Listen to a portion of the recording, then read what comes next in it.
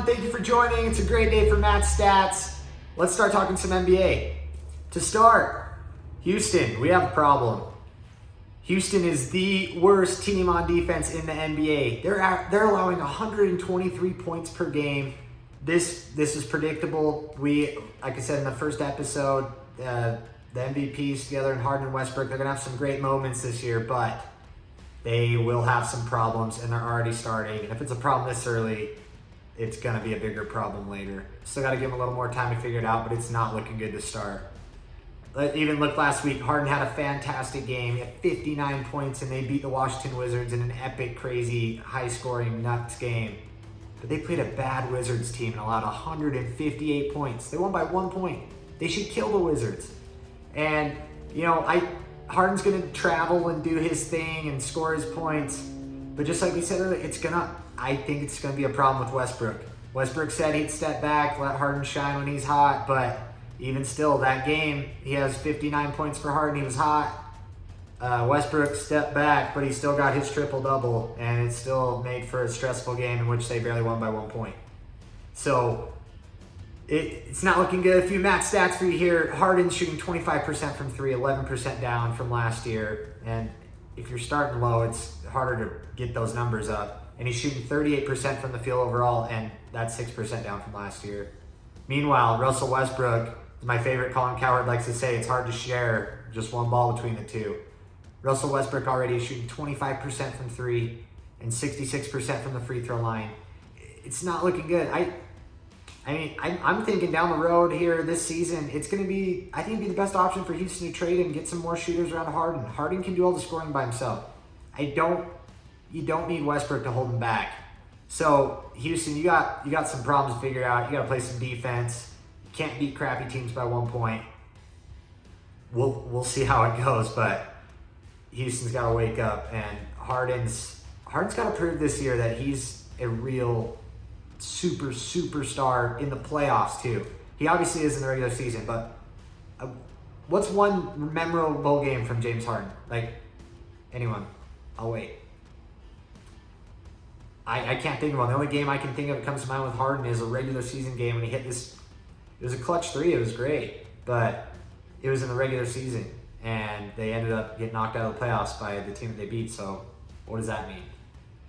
Not good for the Rockets right now. They got some issues to figure out.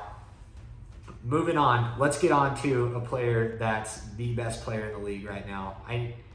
I'm kind of feeling stupid. I did my whole MVP spiel about him for the last 10 years, and I even got a chance to switch mine with the Curry injury. I said Anthony Davis. We got a lot of games left, so we'll see how it goes. But LeBron James is looking like he wants to reclaim his throne. 3 straight triple-doubles this week. Monster performances. Let's pop it up here. Unbelievable. Averaging 26 points, 8 rebounds, 11 assists. LeBron's leading the league in assists. He's putting the team on his back. He's dominating. An epic performance against the Mavericks in a clutch comeback win. He had the assist to Danny Green in the corner. We'll pop that up here. Clutch shot by Danny Green in the corner to send this game into overtime. Comeback win. Luka Doncic was fantastic for the Mavericks too. Threw up a monster triple-double against LeBron. LeBron had a nice compliment for him after the game. He said he's a bad man, he said. That was insane game. Luka went off, but LeBron outdid him, beat him at his own place. LeBron did not like watching the playoffs from his couch last year, and he's coming back hungry, and you can see it. This is the first time the Lakers had 33 triple-doubles consecutively in 32 years. Lakers have had a few good players in the last 32 years, I think. I don't think it's too hard to name a few good ones, and he's the only one to do it in the last 3 decades plus. So LeBron's coming back. He wants his throne back. I still think he's the best player in the NBA. You tell me you can start from scratch. You pick one player to start this year, just this year, not for years to come, because then it gets complicated. But one player this year, I pick a player to build around. I'm picking LeBron James. He is an absolute monster. And he's shown some effort. Talking about the lack of Houston defense. Let's pull this up here with LeBron. He is swatting people. You can tell he's hungry.